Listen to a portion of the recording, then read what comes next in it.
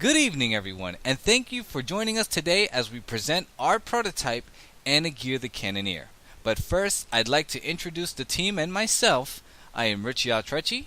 We have Mike Brana, Alex Rodriguez, and Jared Dominguez. Our game is about a 2D side scrolling platform that aims to echo games like Contra and Gunstar Heroes. We combine different types of modifications and different attributes to the player's cannon that gives them freedom to play how they want and confront the enemies throughout the game. But to give you a little backstory on our game, it's about a genius little girl named Anna Gear who invents wacky machines and devices, but is one day robbed of these inventions. The culprit? It's the evil Dr. X and his bumbling minions that only manage to get away with blueprints that pertain to what Anna has created. Some of these blueprints are shredded to pieces and scattered throughout the game world. Players will have the opportunity to collect these pieces as they platform their way and power up their arsenal and finally confront the evil Dr. X. Now, of course, we want everyone and anyone to play our game. However, we decided to focus on a younger crowd of mainly males between the ages of 13 to 18 years old. Also, we believe since we are introducing a female protagonist in our game, Anna, it would also attract female players as well, and possibly even an older crowd that will seriously enjoy the gameplay and the difficulty that we want to add into the game. Now I'll pass it over to Jared, who can provide us a little bit more detail on the technical challenges we faced this month. Jared? The camera system in Cannoneer the Cannoneer is one that locks the player vertically but will revert to a free state upon horizontal movement. This type of camera structure was developed with the intention of focusing on a character that is moving relatively fast, along the lines of the successful side-scrolling platformer Sonic the Hedgehog. Unfortunately, the speed of the character was reduced significantly due to the fact that it became difficult to create a level that could meet the demands of such a fast-paced style game. Our camera was made for a 2D side-scroller, but for a 3D world. This type of level design was challenging as many unexpected outcomes arose from the player input and camera implementations. This type of level design also meant that every object must fit into two categories: objects that can be interacted with and objects for visual appeal. As of right now, our level is relatively bug-free due to the large amounts of time spent playtesting and reiterating. Camera placement proportionate to the player's location is another design decision that needed to be made before most interactions and the level could be added. We decided that the player should look relatively small on the screen to provide a larger view distance to compensate for the high amounts of enemies that the player will encounter. The decision was an important one as it would dictate how many enemies can be on the screen at any given time. Thanks, sir. Hi, everybody. My name is Alex Rodriguez, and I wanted to go ahead and talk to you about the game's mechanics.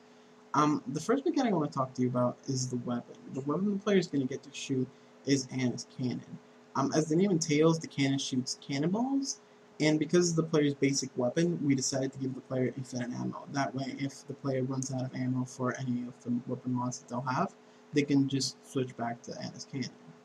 But because shooting just one thing can get boring, we decided to give the player something else to shoot, so we came up with weapon modifications. Weapon mods will change what and how the player shoots. The first one we came up with was the Ice Machine Gun mod. The Ice Machine Gun mod will allow the player to shoot ice bullets, which shoot faster but do less damage, but what's awesome about them is that they slow enemies down. So if the player is getting rushed by kamikaze enemies which explode on contact, they can use the ice bullets to slow down the enemies and kite them. But what if the enemies are just too much for the player to handle? The player is going to need something more powerful. The player is going to need a grenade launcher. So the grenade launcher mod in our game works like most grenade launchers in every other game that have slow rate of fire. The bullets travel on an arc. They explode on contact, but they deal massive amounts of damage. So if the player wants to kill an enemy that's farther away and has a bit more health, or if the player just wants to see how many enemies they can kill in one shot, they can use the grenade launcher for that. But what if the player needs a little bit more help? When things get too tough, it's always good to have last resort. In our game, we have the shield. The shield will make the player invulnerable and indestructible for 10 seconds, and any enemy that comes in contact with it automatically explodes. But with all these awesome mechanics, we need somewhere to play them on. So Mike's going to talk to you guys about our level design and our implementation. Thank you, Alex. Well, I wanted to borrow from Alex and talk about one mechanic that hinges on our level design, and that's the blueprint pieces that were torn by the minion robot at the beginning of the game that Richie mentioned. These blueprint pieces are actually in-game items that enhance player abilities, and the player must find them by exploring the game. Very simply, these augmentations can include increased shield time duration, faster player speed, and increased ammo capacities for the other modifications. This helps motivate the player to continue exploring our level, to find the pieces, and rewards them accordingly for their time well spent. Now, jumping into our level design, we wanted it to follow the same kind of cartoony feel you might see in a Saturday morning cartoon. We take ordinary places like a local neighborhood and an elementary school and turn these locations upside down by having robots swarming the areas and a little girl jumping from rooftop to rooftop almost like Batman. Platforms in our level are supposed to feel organic and be things that a person would normally see in the area.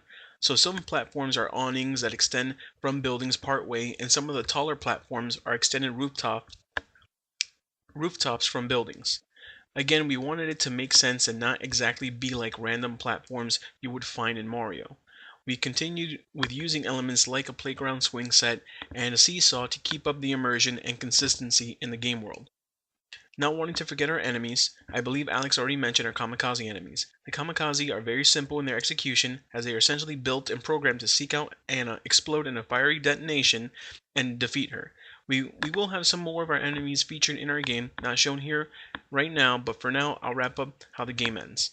Eventually, our game will culminate in a final confrontation with the evil Dr. X, and ultimately the player and Anna Gear securing her most prized blueprint in victory. Well, there you have it. That's Cannoneer, the Cannoneer.